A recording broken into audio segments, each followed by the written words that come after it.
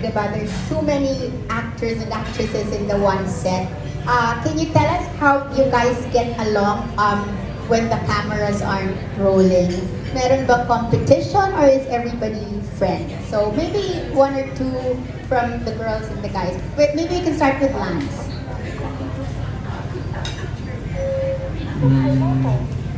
Actually, there's no competition at all.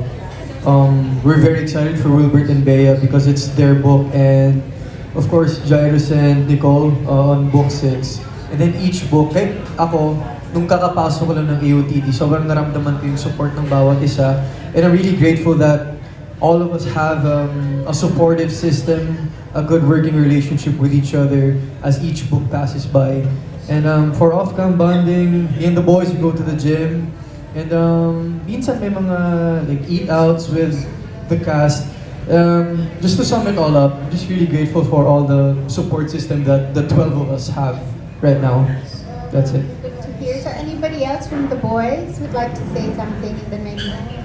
I just want to say I'm super grateful and blessed to make friends in this family because we're really proud of kung sino man may book, sobrang proud kami na sila na yung gaganap and we want to support them as much as successful as to be, and we don't want any competitions because at the end of the day, we're all family here, and the way we bonded off cam, me and the boys always play basketball in gym. Sometimes kami na with the girls, we eat. I think one time nagpa-hotpot sila sa bahay niya nung bonding namin, or sometimes we go out. And yeah, we're at the same time, we just want everyone to be successful, and we're really proud of Will Bea right now. Here, the girls naman, maybe two of you as well, if you can answer the question.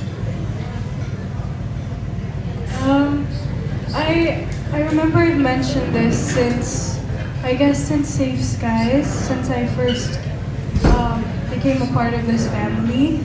I feel super lucky na yung first big project ko, I'm a part of a cast that's so genuine. Walang competition. Everyone is just there to support each other. And because I was new, I appreciated how much they were there for me then. And they were there to guide me and support me, especially because I would get nervous because it's my first time for so many things. But yeah, no competition at all, purely just love. Like, sometimes in between work then, we'll just be sitting and eating, like, oy, what's the chismis? Or like, what's the chika? What's an update on your life? And yeah, super, super grateful and proud of Wilbert and Bea. I know it's gonna be so good already from the poster, diba? Right? Yes. Maybe one more?